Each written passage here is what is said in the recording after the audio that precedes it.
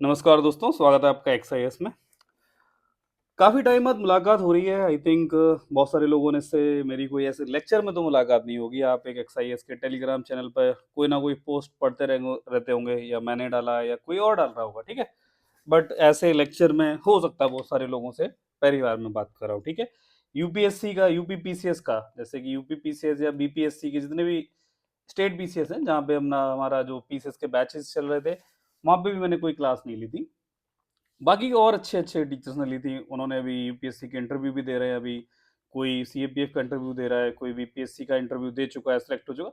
बहुत सारे लोगों ने क्लासेस ली थी। बट मैंने कोई क्लास नहीं ले पाया था। Reason being I was engaged in some other UPSC batches and all, ठीक है? ऐसी कोई बात नहीं है कि यहाँ नहीं ले पाया तो उसका कोई स्पेसिफिक रीज़न है। बस ऐसे ही बता रहा हूँ कि आपसे मुलाकात नहीं हो पाई थी, ठीक है? तो आज ये पेपर हम जीएस पेपर 5 यूपीपीसीएस मेंस का शुरू करने जा रहे हैं। आज हम हमारा बातचीत का एजेंडा क्या रहेगा, कुछ 15-20 मिनट मैं आपको बताऊँगा कि चीज़ें कैसे करते हैं, है ना? मैं क्यों बताऊँगा, कुछ तो क्रेडिबिलिटी होनी चाहिए। वैसे इन सब चीज़ों का डिस्कशन नहीं करना चाहिए, बट स्टिल आपको मुझे क्यों सुनना चाहिए, कुछ रीज़न होता है। अपने बारे में बता दूँ कि मैंने ऐसा नहीं है कि कोई मेंस वगैरह, ये जैसे यूपी यहाँ पे मैंने लिखा है, चलो ये सब टाइप इसलिए नहीं किया कि इसका मतलब नहीं होता, बट स्टिल लोगों को एक क्यूरियोसिटी होती है कि भाई क्यों सुनूँ मैं इस आदमी को। तो मैंने भी मल्टीपल मेंस वगैरह नंबर ऑफ टाइम्स लिखे हुए हैं, चाहे वो यूपीपीसीएस का हो, यूपीएससी का हो, एचसीएस का हो, ठीक है? एक नहीं, इससे ज़्यादा भी बार, बहुत बार ठीक है। बहुत सारे एग्ज़ाम्स के इंटरव्यू, लगभग 18 गवर्नमेंट एग्ज़ाम्स इंक्लूडिंग ये मुझे अभी एटसेट्रा ही लिखना पड़ा। एसएससी, यूपीपीसीएल का हो। यूपीपीसीएल एक पावर कॉर्पोरेशन से यूपी स्टेट के ही होता है। उसमें 2-3 बार इंटरव्यू सिलेक्शन भी हुआ है। आईयूसीएल, बार के साइंटिस्ट की एक पोस्ट आती है। एम्स, डीएमआरसी में 3 बार, ठीक है। मल्टीपल ऐसे एग्ज़ाम्स हैं इनके, जिनमें मेरा सिलेक्शन भी हुआ है, और बाकी की बहुत सारी चीज़ें कोई मतलब नहीं है। मैं बिल्कुल इंटरेस्टेड नहीं हूँ उन सब चीज़ों में, ठीक है। बाकी यूपीपीसीएस में भी 23 का मेंस में भी वहाँ पे चलो जीएस 5 की बात कर लेते हैं। सर मार्कशीट, मार्कशीट, मार्कशीट, ये सब चीज़ों में कभी नहीं पढ़ना, बट स्टिल बात अभी याद ही आ गया, तो जीएस चलो 5 की जो पढ़ाने जा रहा हूँ उसी की बात कर लेते हैं। उसमें आई सिक्योर्ड 112 200, वहाँ पे 200 का होता है, 200 में 112 मार्क्स आए थे मेरे। और ये तब आए थे ज़ीरो पढ़ाई का, क्योंकि उससे आई थिंक मुझे जैसा कि याद है 26th कुछ सितंबर था जब से यूपीपीसीएस का मेंस हुआ था, और आई थिंक 24th को I got concluded with this UPSC mains. तो कुछ 2-3 दिन थे, क्योंकि अब उसी को नॉलेज को यूज़ करके इतने नंबर आ सकते हैं विदाउट एनी स्पेसिफिक स्टडीज़। तो इस पेपर की भी फिलहाल तो बात कर रहा हूँ, ठीक है? तो ऐसा नहीं है कि चीज़ें हो नहीं सकती, तो इसके लिए कुछ तो चीज़ें काम करती होंगी ना। आई लिटरली मैं जो बता रहा हूँ, लिटरली बता रहा हूँ कि यही हुआ था। कोई भी मेरे पास टाइम नहीं था इनको पढ़ने के लिए, यूपी स्पेसिफिक तो छोड़ ही दो, है ना? और उस टाइम पे जब मैंने यूपीएससी में ऑप्शनल भी चेंज किया था, 3 महीने में ऑप्शनल भी तैयार किया था अपना नया। तो ये चीज़ें अलग डोमेन की बातें हैं। मैं आपको कुछ चीज़ें जो यहाँ पे बताने वाला हूँ उसको सुनते हैं। आज के लेक्चर में हम पढ़ाई कम करेंगे, लगभग 50% हम कुछ ऐसी बातें करेंगे जो हो सकता है आपको, या कोई भी सुन रहा होगा, हो सकता है ये डेमो लेक्चर फ्री में जाए, तो वो आपके काम ज़रूर आनी है, ये मेरे पे भरोसा रखो, ठीक है? पहली चीज़ कि यहाँ पे आप ये सिलेबस वगैरह देख लेना कि आपको जीएस 5 और जीएस 6 को क्यों पढ़ना चाहिए। लगभग 27% ये आपके स्कोर में, जो फाइनल स्कोर है उसमें ऐड करता है मार्क्स। अगर आपने इस पे फोकस कर लिया, ठीक है, आपने लास्ट ईयर टॉपर की अगर कॉपी देखी होगी कि जो एआईआर 1 भी है, वो केवल ये पेपर 6 की वजह से है। पेपर 6 की वजह से, ठीक है? ये यूपी स्पेशल, बाकी के सबके बहुत सारे उनसे भी ज़्यादा नंबर हैं ना, ठीक है?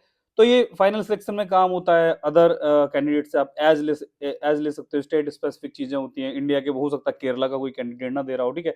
पर्सनैलिटी इंटरव्यू में जब यूपी का आपको कोई भी, जैसे कि देने इंटरव्यू जाओगे, तो आपको यूपी स्पेसिफिक चीज़ें बोली जाएँगी, पूछी जाएँगी।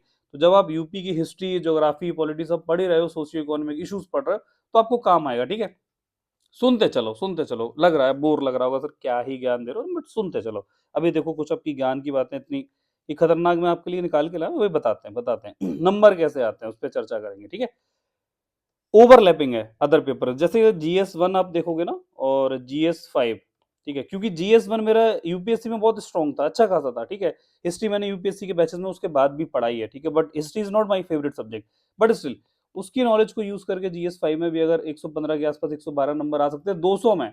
यूपीएससी में तो 250 का होता है, 250 का होता है, वहां पे 100 नंबर लाने में हालत खराब हो जाती है ना। तो ये ओवरलैपिंग करता है। अगर आपको जीएस 5 डन है, तो आप GS1 में ऑटोमेटिकली आपका कुछ ना कुछ अच्छा प्रिपेयर होता है। ठीक है, GS1 2 3 में एग्जाम्पल को आप कोट कर सकते हो। ऐसे एथिक्स में भी इन सब चीजों को यूपी स्पेसिफिक आप कोई एग्जाम्पल दो, अच्छा लगेगा, मेरे हिसाब से अच्छा लगेगा। जरूरी नहीं है कि आप यूपीएससी वाले ही एग्जाम्पल दो, छोटी छोटी मोटी बातें मैं थोड़ी देर में बताता हूँ।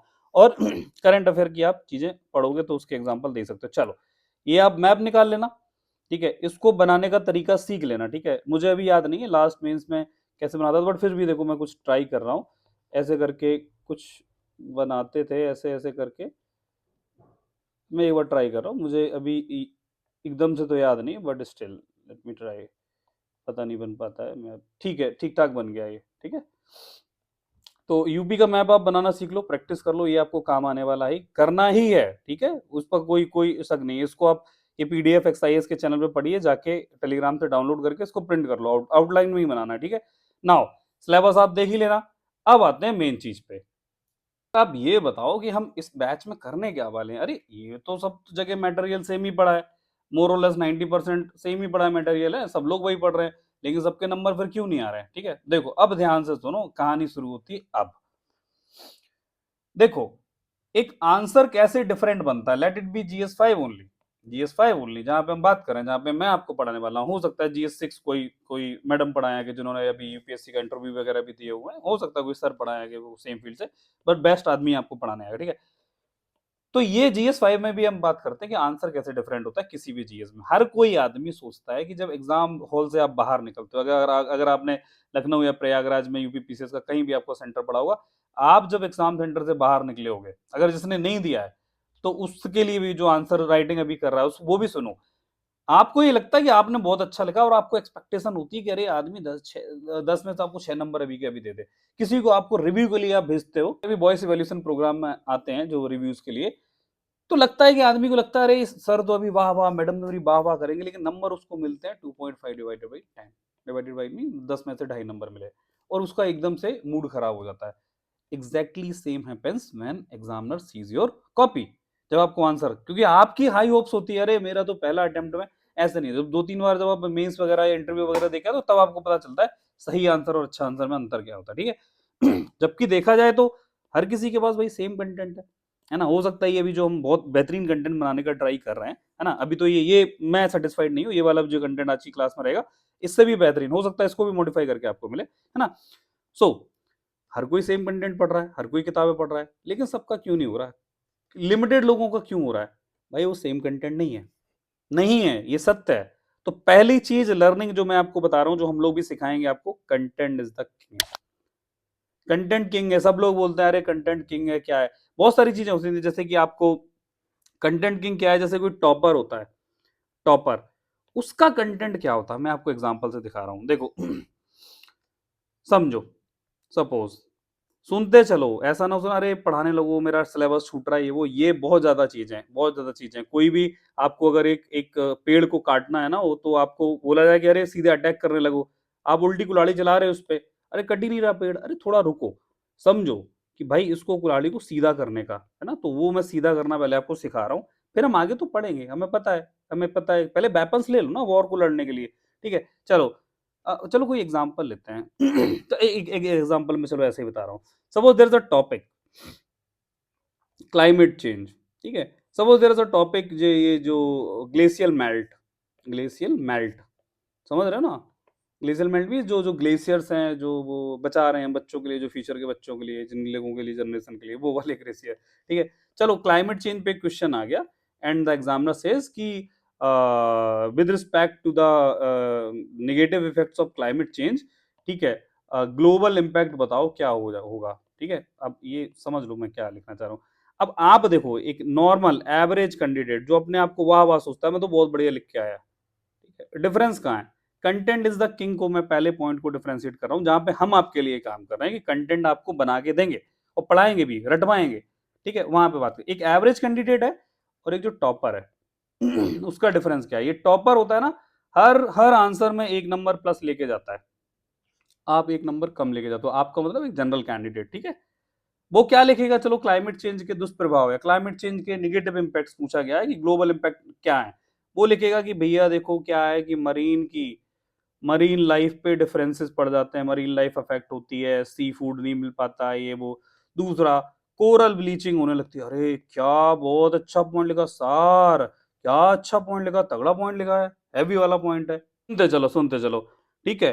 फिर सोचेगा सोशल इम्पैक्ट देखते हैं, ठीक है। एग्रीकल्चर, एग्रीकल्चर की इनकम वो हो जाती है, फिर इससे इन्फ्लेशन आ जाता है। अरे भाई, एग्रीकल्चर को इकोनॉमी से रिलेट कर दिया और क्लाइमेट चेंज को, क्या ही सही पॉइंट लिखा। वो आदमी के अंदर आती है, मैंने बहुत अच्छी चीजें लिखी, ठीक है।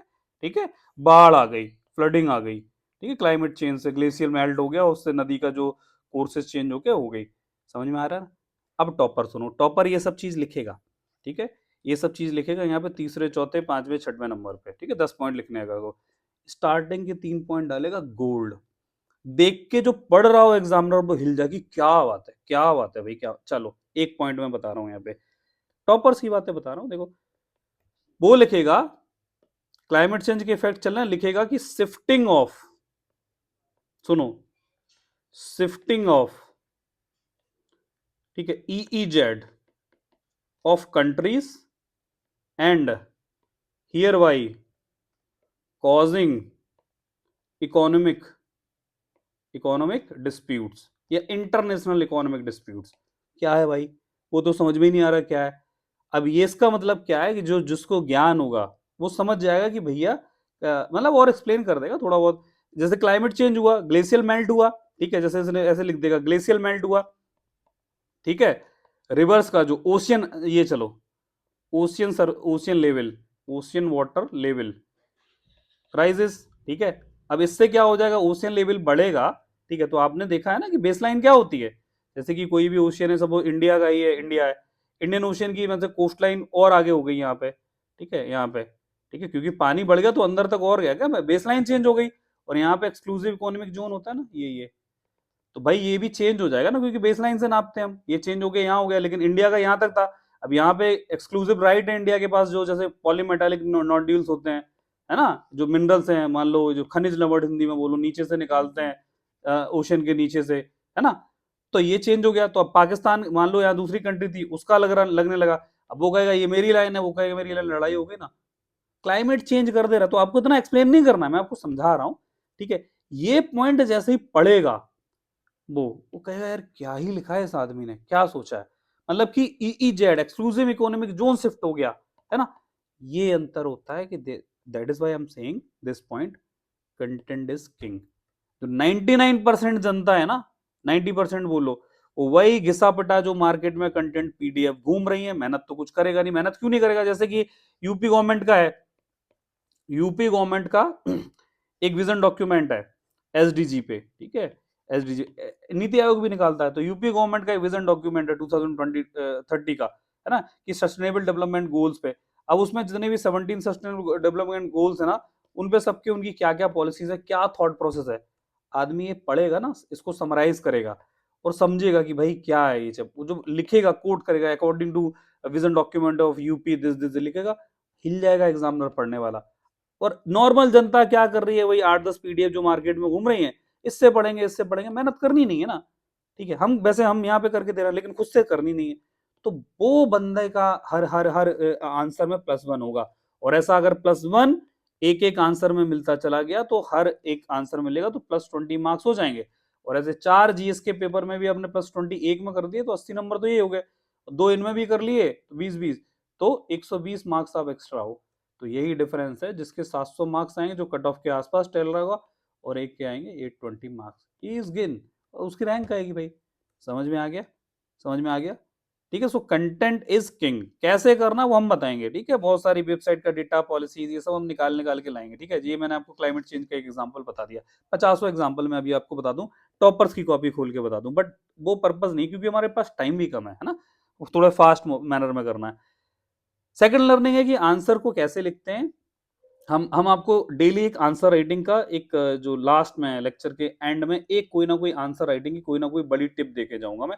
हो सकता है उस आंसर को लिखना भी हो, तो कोई ना कोई जीएस का आंसर होगा, तो मैं आपको बता जाऊंगा कि कैसे उसको अटेम्प्ट करना है, ठीक है। ये हमारा चलेगा, और आप उसको घर पे भी लिखना जाके। तो precise and efficient answer writing होनी चाहिए। अब यहाँ पर प्रिसाइज का मतलब होता है कम शब्दों में अपनी अच्छी सी बात बोल जाओ, ठीक है। मैं बोल रहा हूं कि मान लो कि इंडिया में पीआरआई सिस्टम है ना, या इंडिया में जो गांव है या स्टेट है, ठीक है, स्टेट को पैसा नहीं देता है सेंटर, मैं बोलूंगा कि centre doesn't allot funds to the state, है ना, और इसलिए उसके पास पैसे नहीं है, काम नहीं हो पाता। ये मैं कहानी लिख रहा हूँ, बोर हो जाएगा पढ़ के। लिखोगी the issue of financial decentralisation, ठीक है, या द इशू ऑफ ये जो भी weakened financial decentralisation from centre to state has caused many multiple, जो भी मल्टीपल इशूज जो भी आपको लिखने, कहानी मैं अपने मन से ही बोल रहा हूँ सब कुछ, ठीक है। तो इससे क्या सीखने को मिलता है? कीवर्ड्स में बात करनी, प्रिसाइज, कम शब्दों में अच्छी बात बोलोगे, सामने वाले को पसंद आएगा। ठीक है, आपने मेरे को इस लेक्चर के बाद बोला थैंक यू सर, ठीक है, मैं खुश हो जाऊंगा। आपने एक चिट्ठी लिख के भेजी, सर आपका मैं बहुत बहुत आभारी हूं कि आपने मुझे लेक्चर राइटिंग में, आंसर राइटिंग की वो टिप्स बताई जिससे कि मेरा जीवन धन्य हो गया, मेरी कुंडली में लिखा था कि आप मुझे समझाओगे आगे। अरे यार अब ये ज्यादा कर रहा है, ठीक है, ज्यादा कर रहा है, समझ में नहीं आ रहा, ठीक है, बोर होने लगा मैं।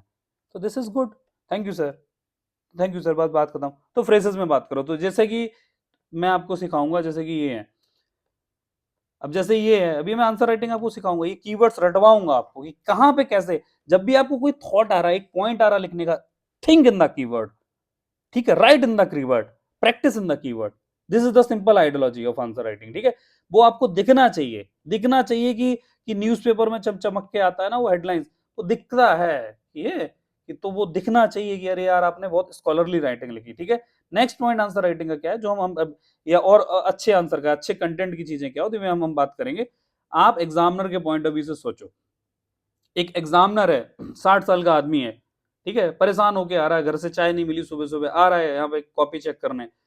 वो क्या कर रहा है, उसके पास आपने वही आया कि क्लाइमेट चेंज के दुष्प्रभाव बताओ, मैं अभी वही लिख रहा हूँ कि गाय मर जाएगी, बकरियां मरने लगेगी, बाढ़ आ जाएगी, और फिर मैंने घर डूब जाएंगे, खेती खराब हो जाएगी। एक बंदे ने बढ़िया सा छोटा सा शब्दों में एकदम स्टैंडर्ड क्लासी पॉइंट्स लिखे, नंबर लेके जाएगा वो, क्योंकि आपने एग्जामिनर के लिए चीजें इजी बना दी, ठीक है। अब वो इजी कैसे बनती है कि भाई वो स्ट्रक्चर में लेनी चाहिए, जैसे इजी बनाओ स्ट्रक्चर में। स्ट्रक्चर का मतलब क्या होता है?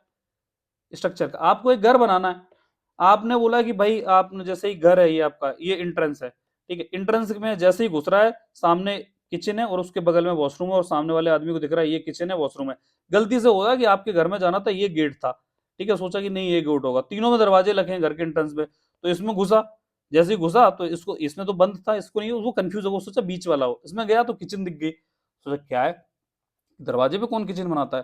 फिर उसने बगल में गया तो बाथरूम में दर्शन हो गए भाई, ठीक है, ठीक है, उसमें गया, फिर बोला अरे ये भी नहीं, फिर तीसरे वाले घर में घुसते ही उसका मूड खराब हो गया। This is so called unstructured plan, है ना, इसी के लिए वो वास्तुशास्त्र वगैरह होता है, अनस्ट्रक्चर्ड प्लान है, ठीक है, समझ में नहीं आ रहा है यार, तो उसका मूड खराब हो गया। अब आप लिखने चले, आपने उल्टा सीधा डायग्राम बनाया, पता ही नहीं चल रही, पॉइंट्स आ गए, फिर हेडिंग्स बीच में आ रही है, ऐसा डिब्बा बनाया, यहाँ पे कुछ है, यहाँ छोटा सा डायग्राम बना है, क्वेश्चन कहाँ है, कहना क्या चाहते हो, वो थ्री डेड वाला वाला इमोजी याद आ रही ना, तो वो जीआईएफ जो होता है, तो वो तो आपने इजी नहीं बनाया, आपने बहुत अच्छी चीज लिखी है, but that is not useful, ठीक है, समझ में आ गया। तो चीजों को इजी बनाना, कैसे बनाना है, आपको स्ट्रक्चर्ड पढ़ाई करनी है। जैसे हम लोग अभी क्या करने वाले हैं, हम ये टॉपिक उठाएंगे, इसको पूरा स्ट्रक्चरली पढ़ेंगे, ठीक है, पूरा पढ़ेंगे, ठीक है, ये पहला टॉपिक है आपके सिलेबस का, हम पढ़ेंगे। उसके बाद फिर मैं दूसरा टॉपिक उठाऊंगा, उसको पढ़ेंगे प्रॉपरली, उससे क्या क्या पूछा जा सकता है हम सब पढ़ेंगे, ठीक है, क्लियर है। नाउ अगली एक लर्निंग सीख लो कि आपको क्या लिखना है, मतलब ये सारे जीएस के जितने भी आपको इस सिलेबस में, इस कोर्स में, चाहे वो सीएम बैच हो या पीसीएम बैच हो, या आप यूपी 56 से देख रहे हो, है ना, जितने भी बैच वाले लोग इसको देख रहे हैं ना सी, तो उनको ये समझ में आना चाहिए कि भाई ये सारी चीजें आगे के लेक्चर में कॉमन ही है, ठीक है, कि मैं ही पहले इंट्रोड्यूस करा रहा हूँ सारी चीजों को, ठीक है। Now the next point says कि give what is asked not what you know. ये मतलब नहीं कि आपको क्या चाहिए, आपको क्या आता है, आपको ये है कि क्या मांगता है ना, जो मांगा गया उतना दो, वही दो, नंबर मिलेंगे, ठीक है।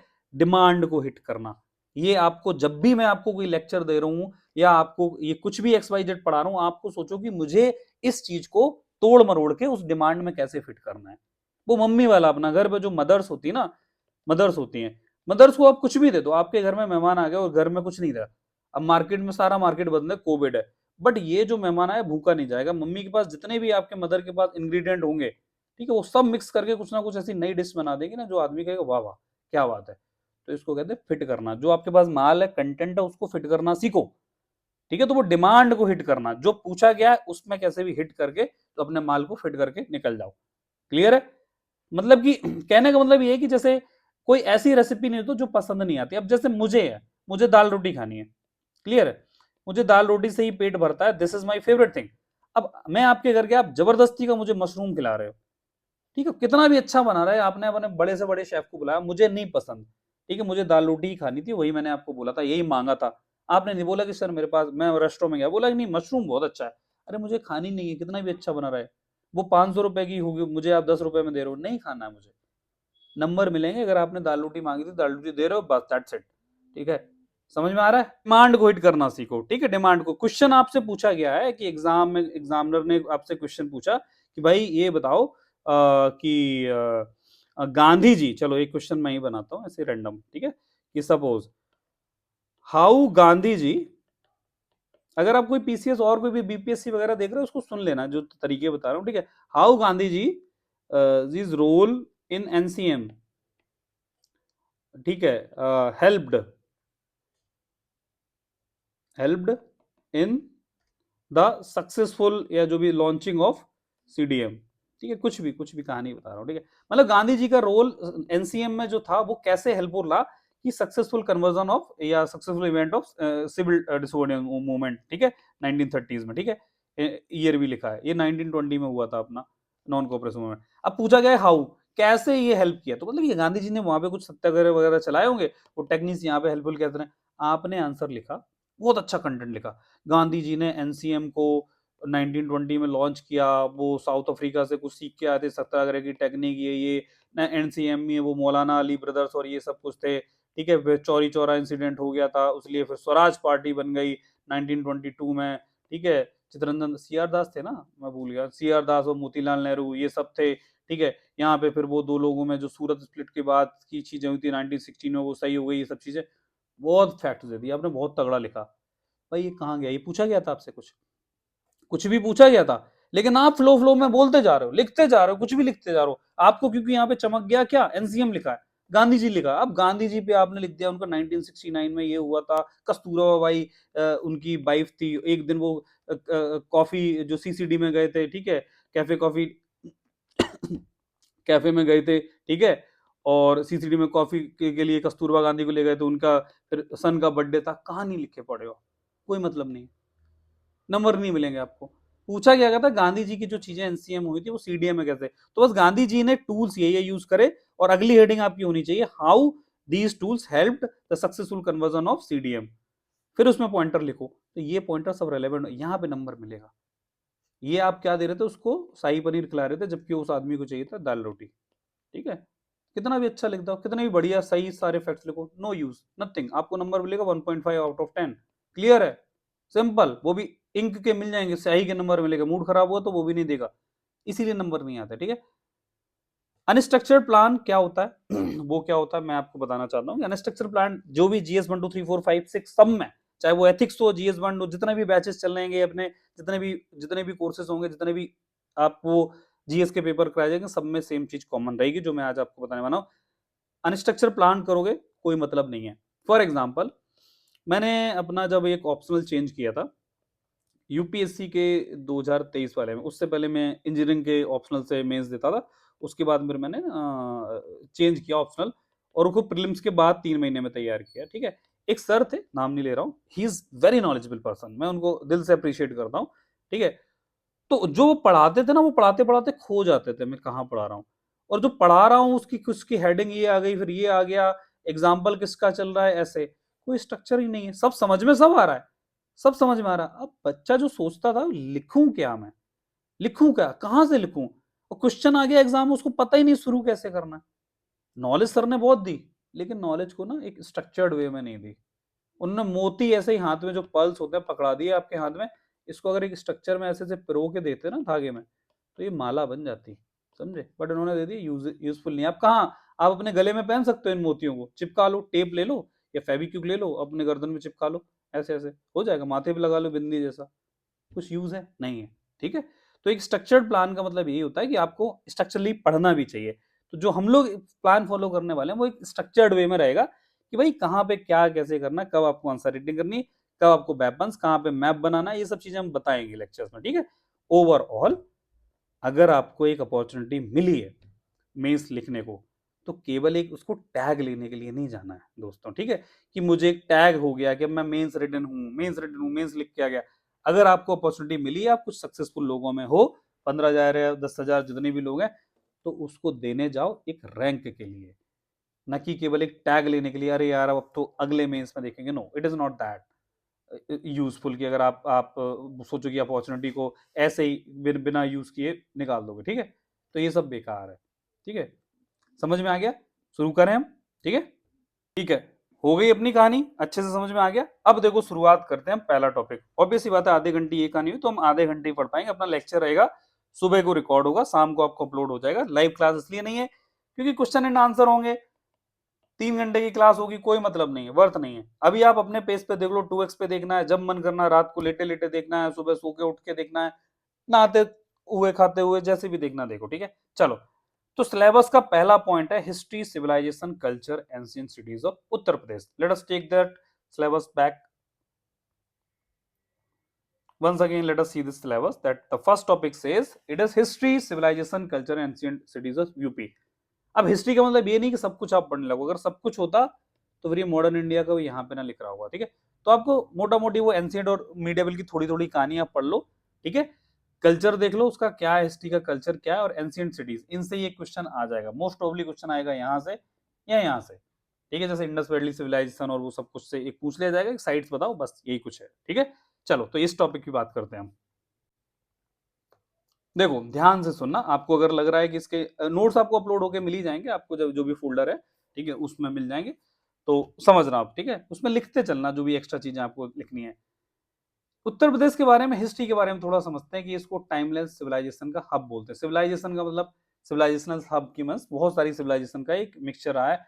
यहाँ पे अगर देखा जाए तो मोस्ट पॉपुलस स्टेट है, ठीक है, जल्दी हम पढ़ेंगे, आपको पता है बहुत सारे जो हिस्टोरिकल हीरोज रहे हैं, जैसे कि जो रिलीजियस हीरो देखा जाए, जैसे कि राम, भगवान राम, कृष्ण, बुद्धा, महावीर, अशोका, इन सबका देखा जाए तो गढ़ उत्तर प्रदेश रहा है, ठीक है। अगर ये देखा जाए तो एंशिएंट में भगवानों के टाइम पे, फिर जब चेंजेस रेनेसां हो रहा था ये, फिर जो एंशिएंट इंडिया, फिर मिडावेल इंडिया और मॉडर्न इंडिया, आपको दिख रहा है ना, देखो नाम में भी ये लिखा नहीं, देखो क्रोनोलॉजी वही है। तो पूरे हिस्ट्री में देखा जाए तो जो सबसे मोस्ट फेमस लोग हैं वो उत्तर प्रदेश से ही हुए हैं। कोई बाहर का आदमी दे रहो, दिल पे ना लेना, ठीक है, बस ये माहौल बनाने के लिए सब चीजें, ठीक है। सो ये सब चीजें समझ में आ गया। इसका उत्तर प्रदेश नाम पड़ा है, 75 डिस्ट्रिक्ट है, लखनऊ इसकी कैपिटल सिटी है, बताने की जरूरत नहीं है। यहाँ पे गंगा यमुना दोआब है। दोआब का मतलब होता है दो नदियों के बीच की जगह। ये गंगा यमुना ऐसे आ रही है, संगम के आसपास मिल जाती है आगे, तो ये जो बीच की जगह है इसको दोआब है। तो यहाँ से जो भी आपने ज्योग्राफी में पढ़ा होगा, वो खादर प्लेन्स वगैरह ना, तो सब यहाँ पे होते हैं। तो यूपी में क्या है, ये जो जो प्लेन्स हैं, एल्यूवियल, एल्यूवियल आप लिख सकते हो, आपको इतनी नॉलेज होगी। एल्यूवियल जो सॉइल होती है बहुत फर्टाइल होती है, तो उसके जो प्लेन्स हैं, गंगा यमुना दोआब, दोआब वर्ड आपको पता होगा, दो दो मीन्स दो और आब मीन्स पानी, ठीक है। दोआब मीन्स दो नदियों के बीच की जगह। पंजाब का नाम पंजाब क्यों है, क्योंकि वो 5 नदियां हैं, इंडस, रवि, अभी वगैरह, उनके बीच की जगह जो वहां पे पंजाब सिचुएटेड है, तो पंच आब, ठीक, पंजाब है। तो ऐसे UP is the region, basically the region of region situated between the these two rivers, the Doab region of these Ganga and Yamuna, correct. समझ में आ गया। हिंदू माइथोलॉजी में यूपी का बड़ा नाम है, क्यों, क्योंकि हमने बताया रामा और कृष्णा का दोनों रूट ये यूपी में। कृष्णा का मथुरा, ठीक है, कृष्ण जन्मभूमि, राम मीन्स अयोध्या, ठीक है। अयोध्या और लॉर्ड कृष्णा दोनों का जो लॉर्ड रामा और लॉर्ड कृष्णा दोनों का बर्थ प्लेस है यूपी में, ठीक है, मथुरा और अयोध्या, ठीक है, क्लियर है। हिस्टोरिकल जो फिगर्स की बात बता रहा था, जो इंट्रोडक्शन दे रहा हूँ, गुप्ताज की जो डायनेस्टी, मौर्यन, कुशाना, कुशाना जो उनका गढ़ था मथुरा, ठीक है, मथुरा सोच सकते हो। हर्षा का जैसे कन्नौज, ये सब आपको हिस्ट्री से थोड़ी थोड़ी चीजें याद रहेंगी, आप लिख भी सकते हो, उसमें पॉइंट आउंगे। ये सब जो हिस्टोरिकल फिगर्स है, मगध, मगध वो जो उस टाइम पे बहुत बड़ा रीजन यूपी का मगध में था, ठीक है। तो मौर्य, गुप्ता वहां पे सब आए थे, ठीक है। तो ये था, समझ में आ गया। अकबर जब आया, ठीक है, 16th सेंचुरी के आसपास है, तो अकबर की भी राजधानी जो हुआ करती थी वो आगरा में शिफ्ट कर ली थी उन्होंने, है ना, तो वहां पे भी है, समझ में आ गया, ठीक है। तो ये तो यूपी का इंट्रोडक्शन होगा। यूपी के बारे में अगर कहानी लिखनी है तो आपको ऐसे नहीं लिखनी है, ये जानबूझ के दिया गया है, जानबूझ के दिया गया है, ठीक है। ये कहीं ना कहीं वेबसाइट से निकाला हुआ है, यूपी की कोई ना कोई वेबसाइट से लिखा हुआ, ठीक है। तो अब कहानी क्या है, कहानी अगर आपको लिखनी है तो ऐसे नहीं लिखनी है, अब आपको यूपी के बारे में कभी भी इन सब चीजों को पिरो के लिखना है एक जगह पे, है ना, थोड़ा सा एक सिस्टमैटिक वे में, तो आपको कीवर्ड्स में लिखना है। थोड़ी देर पहले आपको बताया, कीवर्ड्स में लिखना है, क्लासी दिखना चाहिए, चमत्कारी दिखना चाहिए, उसको मेकअप करके लिखना सीखो, ठीक है। तो Uttar Pradesh has been historical, cultural and spiritual nucleus. It is not just a geographical territory, it is a cultural hub, ठीक है। एंड उसकी हिस्ट्री जैसे spiritual nucleus and spiritual nucleus of India for over 5000 years, मतलब कि 5000 सालों से spiritual nucleus है, cultural nucleus है, हिस्टोरिकल न्यूक्लियस है। समझ में आएगा? It has witnessed rise and fall of great dynasties, हमने बताया, the evolution of major religions like Buddhism and Jainism and flourishing of the art, literature and architecture. Buddhism Jainism को तो दोनों का जन्म यहीं कहीं हुआ है, ठीक है, ये मगध और उत्तर प्रदेश वाले रीजन, ठीक है। अब आपको कंक्लूड करना है जैसे कोई आंसर को, तो ये रट लो, फ्रॉम अयोध्या एंड वाराणसी। कभी भी यूपी के कल्चर के बारे में या सिटीज के बारे में क्वेश्चन आ जाए, जैसे एक सिटीज एक टॉपिक है, तो उसको ऐसे ही लिखना है, from Ayodhya and Varanasi, two of the oldest cities in the world, to the modern revival of cultural heritage project, current affair का टच, समझ रहे? UP remains at the forefront of India history and development, ठीक है, with recent Kashi Vishwanath corridor to Ram Mandir, Buddhist tourism activities. देखो सिकुलर आपका दिख रहा है, यहाँ पे सिकुलर फैब्रिक आपने दे दिया अपने कंक्लूजन में, आप सिकुलर दिखा रहे हो कि भाई मैं केवल हिंदुओं की बात नहीं कर रहा हूं, आपने बुद्धिज्म टूरिज्म भी बता दिया, ठीक है, ठीक है, राम मंदिर भी बता दिया, काशी, तो ये आपको, ठीक है, from recent this initiative and archaeological discoveries in UP is redefining its historical identity in the contemporary times। तो आपको जब कंक्लूड करना है तो ऐसे करना। अब ये आपको पूरा रटना नहीं है, आपको समझ में आ गया, कीवर्ड्स मुझे पता है, एक टोन पता है, मुझे कंक्लूड करना है यूपी के आंसर को, मैं घुमा फिरा के ऐसे ही करूंगा। अगर मुझे GS2 में लिखना है ना, या GS6 में लिखना है, यहाँ पे पॉलिटी वगैरह भी, पॉलिटी GS6 में होगा, GS2 में यहाँ पे पॉलिटिक्स का जो आएगा, ठीक है, तो भी लिखना पड़ेगा आपको कि ऐसे ऐसे करके from this to recent development in UP, political जो चेंजेस हुए हैं, SLA जो स्टेट लेजिस्लेटिव असेंबली ने रिसेंटली जो माफियाज के अगेंस्ट बिल पास किया है, it shows that UP can become a pivotal role in the development of जो इंडिया का जो सपना है इतने XYZ ट्रिलियन की इकोनॉमी का, उसमें एक यूपी भी एक बड़ा योगदान दे सकता है। GS3 में ऐसे लिखोगे। मैं आपको आंसर राइटिंग रटवा नहीं रहा हूं, मैं आपको सिखा रहा हूं कि आपका दिमाग वैसे चलने लगे कि आप खड़े खड़े स्पीच देने लगो, आप बोलने लगो, ठीक है, बोलने लगो, कुछ भी बोलने लगो, ठीक है। आप उस पर एकदम क्लासिक कीवर्ड्स में बात करो, जो जो न्यूज एंकर बात करते हैं, शशि थरूर बात करता है, नंबर दौड़ के देगा वो आपको। समझ में आया? जो दिखता है वो बिकता है। अगर आपको ये सब चाहिए, नई नई चीजें आती, आप वो जहरीले सांप हो, ठीक है, जिसको आता नहीं है। If you can't make it then fake it. आपकी इंग्लिश अच्छी नहीं है तो इंग्लिश के कीवर्ड्स रट लो, दिखाओ, कोई आपका चेहरा देख के नंबर नहीं देगा, आपके वर्ड्स पे नंबर मिलेंगे, ठीक है। तो ये सब चीजें आपको सीखनी है। चलो थोड़ा हिस्ट्री हम पढ़ लेते हैं यूपी की जो क्या हिस्टोरिकल लीगेसी रही है, मैं थोड़ा ब्रीफ कर दूं, फिर सीधे हम टॉपिक्स पे तो आ ही रखे हैं, है ना। अब brief timeline of UP history देखते हैं। प्री हिस्ट्री की बात करें, अब समझते जाना देना ध्यान से। प्री हिस्ट्री का मतलब होता है हिस्ट्री से पहले की चीजें। तो क्या मतलब है भाई हिस्ट्री के पहले से चीजें? देखो हिस्ट्री के बारे में हम कैसे पता, कुछ ना कुछ कहीं पे रिटन रिकॉर्ड मिले होंगे, रिटन रिकॉर्ड्स, है ना, कहीं भी लिखा हुआ मिला हुआ कि भाई ये हिस्ट्री थी। जैसे कि वैदिक में है, देखो वैदिक लिटरेचर मिला हुआ है बहुत कुछ, है ना, अंगुत्र निकाय, पता नहीं क्या क्या, बुद्धिस्ट के भी मिले हुए हैं, है ना, अपने वेदास मिले हुए हैं। लेकिन उन रिटन रिकॉर्ड से पहले की चीजें जो हम पढ़ नहीं पाते हैं, तो वो प्री हिस्टोरिकल टाइम है। For example Indus Valley civilisation, Indus Valley civilisation की जो स्क्रिप्ट है वो सिंबॉलिक है, चीजें लिखते चलो, सिंबॉलिक स्क्रिप्ट है IVC की। ये आज तक डिसाइफर्ड है? No, it has not been deciphered yet. ऐसे ऐसे कुछ डायग्राम्स बने रहते हैं, भाई क्या लिखा है, हो सकता है वो आपको गाली दे रहा हो कि तुम 2000 साल बाद इसको पढ़ोगे तो तुम बहुत बड़े बेवकूफ हो, लेकिन हमने तो आज तक उसको पढ़ ही नहीं पाया, है ना। तो इसका मतलब क्या है कि जो अनडेसाइफाइड है, मतलब कि इसके रिटन रिकॉर्ड हमारे पास नहीं है, हमें अब नहीं पता वो क्या था, ठीक है। ये बस सिंबॉलिक, कोई ऐसा उन्होंने कागज कागज पे रिकॉर्ड्स बना के नहीं रखे हिस्ट्री के।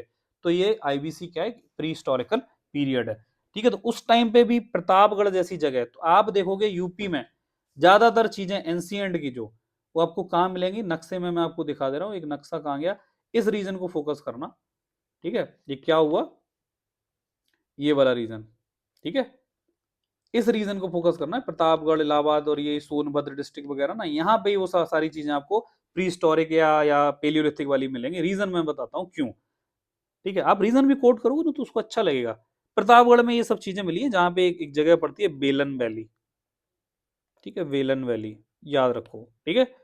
चलो, इसके बाद क्या होता है, प्री हिस्टोरिक का एक टाइम होता है, ठीक है? 10,000 साल पुराना मानो। उसके बाद हम आते हैं, जैसे उस टाइम पे पत्थर वत्थर से हम खेल रहे थे, स्टोन टूल्स बना रहे थे, वैदिक पीरियड आता है, जिसको हम आर्यन पीरियड भी बोलते हैं, ठीक है? याद रखना, आर्यन पीरियड। अब आर्यन पीरियड में आपको महाजनपदा जैसे याद आ रहे हो, तो वो वैदिक पीरियड में क्या होता है, ये रीजन जो गैंगेटिक प्लेन का था, यहाँ पे तो क्या था, ये पहाड़ों वहाड़ों में गुफाओं वगैरह में रहते हैं, केव्स में, ठीक है? फिर वो केव से पानी की तलाश में नदी के किनारे रहने लगे, नदी के किनारे कुछ भी हो जाता था वहां पे रहने लगे, ठीक है? उसी टाइम की ये बात है, रामायण और महाभारत महाजनपद का टाइम, शॉर्ट में बता रहा हूँ, डिटेल में पढ़ते हैं। उसके बाद उन उन जो राजा वगैरह वहां पे थे, उनमें लड़ाइयां होती हैं, और कुछ जीत के आते हैं, और दो चार राजा मिलके एक टेरिटरी बनाते हैं जिसका नाम होता है मगध, ठीक है? पहले ये 16 होते हैं, ठीक है? मगध के जो होते हैं ना, फिर 16 से 4 बचते हैं, ठीक है? तो ये 16 महाजनपद होते हैं, जिनको सोडस महाजनपद भी बोला जाता है, सोडस, ठीक है? हिंदी मेरी सोडस, ठीक है? सोडस महाजनपद, 16 महाजनपद आज वर देयर, ठीक है? वो फिर 4 में कन्वर्ट होते हैं, और उनमें 4 से एक विक्टोरियस होता है मगध। अब उस मगध पे रूल करता है, ये सब यूपी की कहानी चल रही है, ऐसा ही इंडिया में भी पढ़ते हैं, बट यूपी में ही जो मगध रीजन था, वो यूपी बिहार के आसपास सब कुछ था, ठीक है? अब उनमें बहुत सारी डायनेस्टीज आती हैं, जैसे कि मौर्य डायनेस्टी, हरियंक डायनेस्टी, ठीक है? गुप्ता एरा, वो सब आते हैं। तो फिर ये लोग राजा लोग रूल करते हैं यूपी पे, उस रीजन में। अब इन सब के थोड़ा थोड़ा जब बहुत सारा वो डेवलप होने लगा, गलत संगतियां आने लगी, कुरीतियां आने लगी, तो फिर एक 6th सेंचुरी के आसपास का जन्म होता है, कुछ हेट्रोडॉक्स, हेट्रोडॉक्स सेक्ट्स का मतलब ये होता है जो जो जो मोनोटोनस जो चला आ रहा है, उसके अगेंस्ट आना, ठीक है? तो बुद्धिज्म और जैनिज्म जैसे रिलीजन आते हैं 6th सेंचुरी BC में, इसको इंडिया में रनासाव का भी पीरियड बोला जाता है, ठीक है? ये जो बुद्धा उद्धा आ गए, ठीक है? उसके बाद फिर क्या होता है, बहुत टाइम बाद फिर जो होता है दिल्ली सल्तनत एरा आती है, जब मुगल्स का रूल आया, ठीक है? बोला जाता है कि पहले हिंदू हिंदू रूल करे, फिर मुस्लिम रूल करे आगे, फिर देखो क्रिश्चियन रूल करें, ऐसे ब्रिटिशर्स ने भी बांट रखा है, इतना मैं डिटेल में अभी नहीं जाना है हिस्ट्री में, ठीक है? चलो, फिर यहाँ से लगभग 1100 के आसपास, 1206 के आसपास, जो वो कुतुबुद्दीन के आसपास का टाइम होता है, फिर यहाँ से 1206 से 1526 तक, 1206 टू 1526 यूपी में राज करती हैं बहुत सारी dynasties, because UP was the part of northern India. वहां पे जो दिल्ली सल्तनत में रूल कर रहा है वही करेगा यहाँ पे यूपी में, जो भी परगना वगैरह होते थे, जैसे कि वहां पे मामलुक डायनेस्टी, खिलजी वगैरह, इन सब ने रूल किया यूपी पे, ठीक है? समझ में आ रहा है? चलो, GS 1 में भी अगर आप देखोगे ना, तो फिर हम पूरी हिस्ट्री में थोड़ा बहुत जो भी थीमेटिक स्टडी करेंगे वो करेंगे। फिर इसके बाद 1526 में बाबर आता है, बाबर के आने से हमारे यूपी में क्या आता है, Mughal rule. Mughal rule UP में खूब आया, जैसे कि आगरा में अकबर ने करा है, और शाहजहां ने भी ताजमहल बनवाया, बहुत सारी चीजें होती हैं, ठीक है? तो मुगल का आर्किटेक्चर बहुत कुछ हम पढ़ेंगे बाद में डिटेल में, ये सब चीजें आएंगी। तो मुगल एरा आती है, उसके बाद फिर यूपी में, जैसे क्योंकि नॉर्दर्न इंडिया में रहा है, फिर अवध, आगरा, इन सब चीजों में फिर 1856 में लखनऊ बस द वो जो एक सेंटर था, एक जो जो 1857 का रिवॉल्ट था, रेवेलियन, जो तो उस टाइम पे जब हुआ था, तो लखनऊ में बहुत सारे लोगों ने जो था, कानपुर और लखनऊ में, जैसे नाना साहब वगैरह, वो सब यहाँ पे, बेगम हजरत महल, वो सब चीजें थी, तो पार्टिसिपेट किया। फिर ऐसे यूपी एक हमेशा एक सेंटर बना रहा है इंडियन हिस्ट्री में, एक एकदम जो AP centre of all these changes कह सकते हो, जैसे AP centre of all the big changes, जैसे कुछ मेजर चेंजेस है ना, डिसीजिव चेंजेस, एपी सेंटर मतलब कि गढ़ रहा है, ठीक है? मतलब कि कुछ भी बोलते हैं, एपिसेंटर ऑफ जो लैंडमार्क चेंजेस रहा है, ठीक है? तो यूपी रहा है, गढ़ रहा है ऐसी चीजों का, ठीक है? चलो, समझ में आ गया इतनी कहानी यूपी के बारे में, हम क्या पढ़ रहे थे अभी तक, आपको ओवरव्यू मिल रहा था, ठीक है? ये जितनी धीमे पढ़ रहे हैं ना, इतनी धीमे हम नहीं चलेंगे आगे वाले लेक्चर्स में, ठीक है? थोड़ा हम फास्ट फॉरवर्ड चलेंगे, ये सब आपको हाईलाइटेड मिला और आपको समझा सब दिया जाएगा, ठीक है? नोट्स बने बनाए मिल रहे हैं, रट्टा मारो, समझो, पॉइंटर्स लिखो, प्रैक्टिस करो, एग्जाम निकालो, बात खत्म, ठीक है? चलो, नेक्स्ट आते हैं। ठीक है, मैं समझ गया, आपको ये ओरिएंटेशन क्लास थी, मेरा बस ये सब्जेक्ट शुरू करने का मतलब था, कल से हम लोग पूरी रेगुलर क्लासेस लेंगे। इस नोट्स में अगर कुछ आपको अमेंडमेंट मिलेंगे तो आपको अमेंडमेंट करा दिए जाएंगे, ठीक है? और आपको डेली क्लासेस के पहले या बाद में आपको लेक्चर्स के जब आएगा तो उसके आसपास आपको नोट्स मिल जाया करेंगे, ठीक है? कोई भी आपको डाउट आता है, कुछ भी डाउट आता है, एक आपको ये @BTS XIS करके एक एडमिन की आईडी है, इस पे मल्टीपल एडमिन रहते हैं इंक्लूडिंग मी, ठीक है, आप इस पे अपने डाउट्स पूछ सकते हो, बता सकते हो कि कुछ भी आपको कोर्स से रिलेटेड इशू आ रहा है या कुछ भी आ रहा है, ठीक है, आप पूछ सकते हो, ठीक है। Thank you for listening to me, have a good day. मिलते हैं नेक्स्ट लेक्चर में प्रॉपरली। ये नोट्स भी आप प्रिंट करा लेना, समझ लेना, ठीक है। ये हम सब कुछ मैप वगैरह पे बहुत ये हाई क्वालिटी के मैप्स जो हम बना रहे हैं, ये टूल्स वगैरह जैसे आपको एनसीईआरटी में दिखाने पड़ेंगे, बना दो तो आधा नंबर ज्यादा मिल जाएगा। ठीक है, मिलते हैं नेक्स्ट क्लास में। आई थिंक आपको ये पूरी कहानी समझ में आ गई होगी, कैसे नंबर आते हैं और आपको आने वाले टाइम में कैसे करना है। चीजें हम कराएंगे, चिंता ना करो, कीवर्ड से लेके सब कुछ हम देंगे।